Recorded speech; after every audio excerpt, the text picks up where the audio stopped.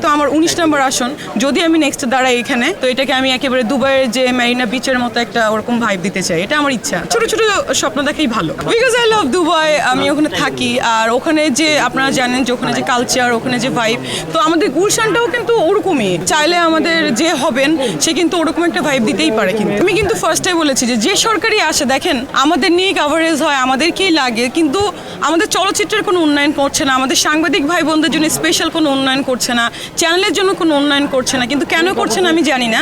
আমি সবার পক্ষ থেকে এটাই বলতে চাই, আমাদের যারা শিল্পী আছেন, সে যে দলেরই থাকুক, আমাদের যে চলচ্চিত্র আছে, আমাদের যে মিডিয়া চলচ্চিত্র যাকে বলে, এটাকে উন্নয়ন করা উচিত। যে মানে সে যে সরকারই হোক। দেখেন আমি এটাও বলে গেছি যে আমাদের বলতে পারেন যে মুসলিম কান্ট্রি হিসেবে তো এটা জায়েজ না। দেখেন ইরাক, ইরান বা মুসলিম যে কান্ট্রিগুলো আছে, স্বয়ং আরব আমিরাতসও, তারপরে যেসব কান্ট্রি আছে, সব দেশেই কিন্তু একটা সিনেমার কালচার আছে।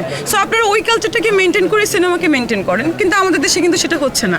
একটা মিডিয়া আর্টিস্ট বা একটা সিনেমার নায়ক নায়িকা, তারা কিন্তু একটা দেশকে রিপ্রেজেন্ট করে, কিন্তু দেখা যাচ্ছে প্রতিটা সরকারই আমাদের আশ্বাস দিয়ে যাচ্ছে, কিন্তু আলটিমেটলি চলচ্চিত্রের কোনো উন্নয়ন হচ্ছে না, বরং আরও এফডিসি ভেঙে ভেঙে অন্য কিছু করা হচ্ছে। Very sad.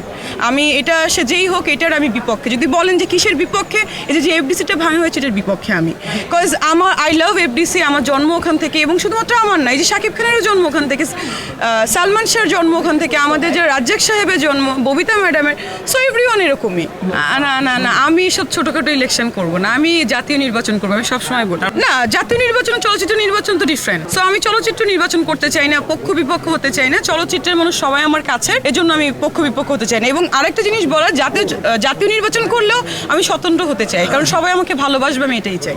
আর একটা শিল্পীর জন্য, আমি একজন ডক্টর, সেটা সেক্ষেত্রেও আমি সবার চিকিৎসা করেছি, বিগত যারা ছিলেন তাদেরও করেছি, এখনও করছি। সো চলচ্চিত্র কর্মী হিসেবে অথবা ডাক্তার হিসেবে সব জনগণই আমার কাছে, আমার কোনো পক্ষ বিপক্ষ নাই।